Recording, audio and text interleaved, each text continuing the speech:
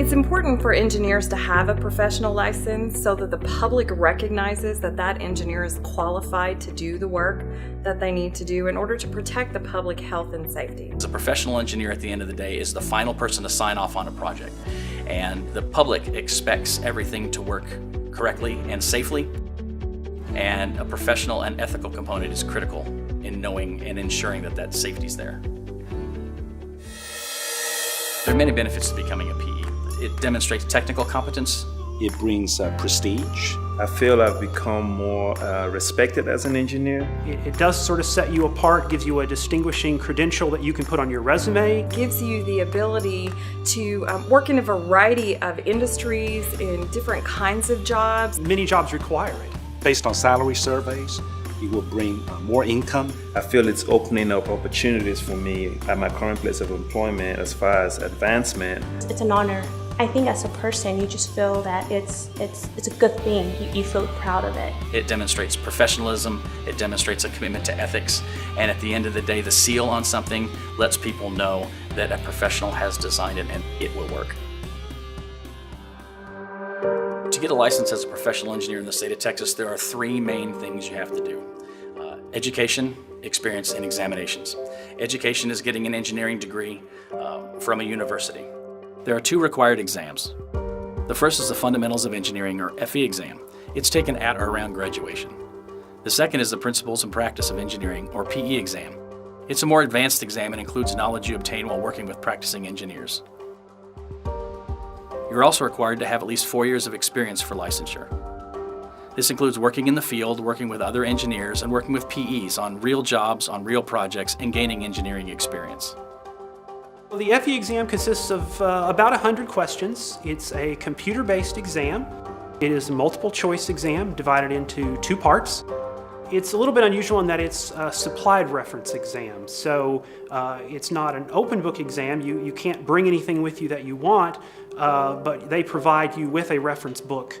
And so it's important when you're preparing for the exam to be familiar with the content of that reference book, the nomenclature, the variables they use, so that you don't waste time trying to understand what's there.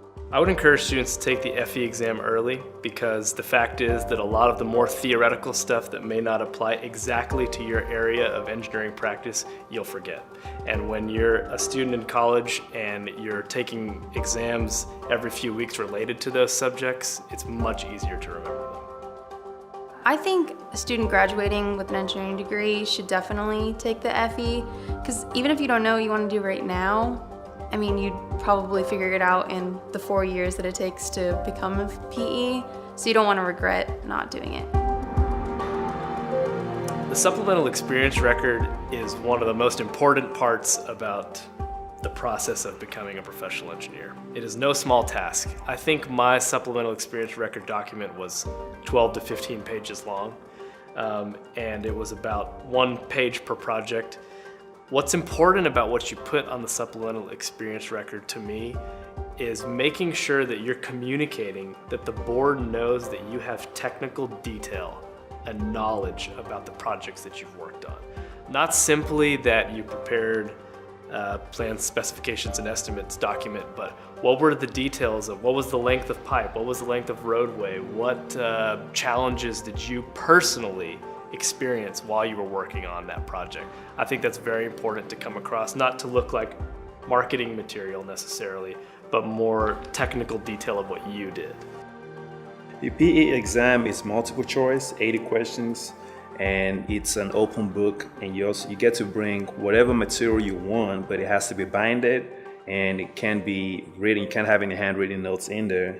A good way to study for the PE exam, in my opinion, is to start ahead of time. Give yourself a couple of months. I would buy some good study material. I would recommend getting some that not only taught the content well, but had a whole lot of practice problems. Have the right calculator. I walked in with somebody who realized that they did not have the right calculator in the FE exam and was not able to use it for the first part of the exam, and had an hour lunch break and did not eat lunch, ran to Best Buy and purchased the correct calculator.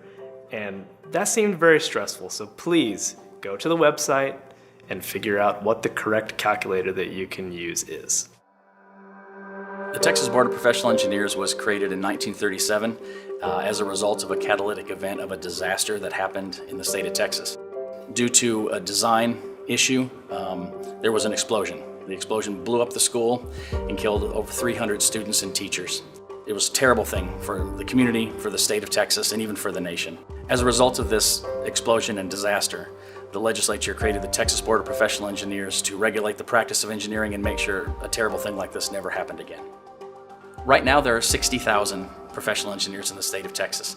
There are over 10,000 engineers in training. These are engineers that are on the path to becoming a PE. And then there are easily over 10,000 engineering firms that are registered, individuals as well as practicing firms. So there's a lot of engineers in the state of Texas, and there's always room for more.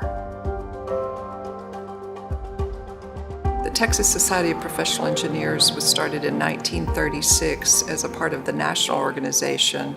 We work closely with the licensing board. We monitor the legislature every session. As a member of TSPE, some of the benefits you gain are that you have the networking environment. We provide opportunities for members to get involved, serve on committees, serve on task forces, do specific projects. We also provide very powerful leadership training. I would say the wow moment after actually becoming a PE and having that seal is the very first time that you actually get to use it. The first time that you put the stamp down on the piece of paper and you sign it and you realize the profession that you're a part of now, you realize the impact that you can have on your community, on your company, on the world. That's the wow moment, is the first time you seal something. As significant or insignificant as that small project may be, it's important. My name is Tobin Ezekwesili. Mark Sandu. Emily Portillo. Carson Lindstedt. Cecilia Hernandez. Nancy Blackwell. Robert Hart. My name is John Ho, and I am proud to be a professional engineer.